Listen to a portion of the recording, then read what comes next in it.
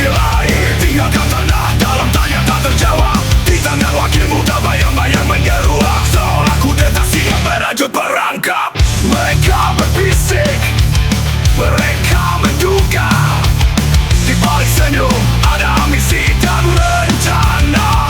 Bayang-bayang kudeta mengintai dalam gelap. Sang wakil berdiri di singgasana terjaga rapat. Bayang-bayang kudeta dalam setiap langkahnya, siap merebut tata saat sang presiden pergi. Dulu Soekarno tumbang oleh kekuasaan lain, Soeharto lengser di arus demonstrasi membara. Sejarah berulang, pengkhianatan tiada henti, satu persatu nama besar jatuh dan mati. Mereka berbowo bernasib sama. Bayang-bayang kudeta di ujung cakrawala. Bayang-bayang kudeta mengintai dalam gelap.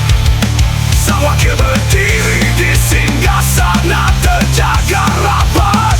Bayang-bayang kudeta dalam setiap langkahnya, siap merebut tata saat sang presiden pergi. Di jalan-jalan rakyat mulai bertanya, apakah kekuasaan aman di tangannya?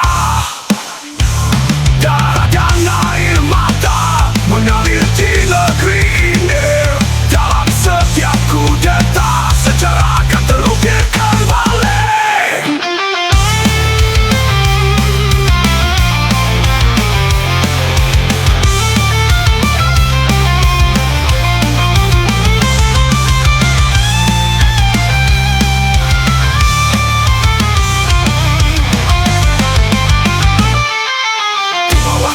Mahasiswa menggeram, mengusung suara rakyat siap berjuang. Para korban masa lalu tak pernah terlupa. Di setiap langkah bayang-bayang tersisa, kembali ke negeri.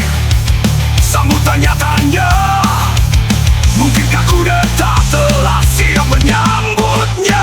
Bayang-bayang kudeta mengintai dalam gelap. Sang wakil berdiri di singgasana terjaga rapat.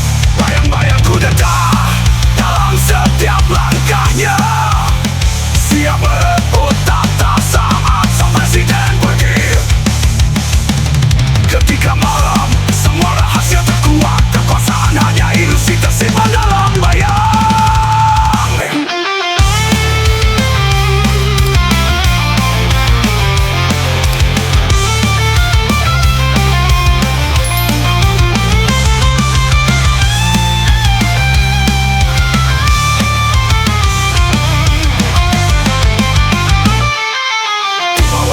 Mahasiswa menggeram, mengusung suara rakyat siap berjuang. Para korban masa lalu tak pernah terlupa. Di setiap langkah bayang-bayang tersisa, kembali ke negeri.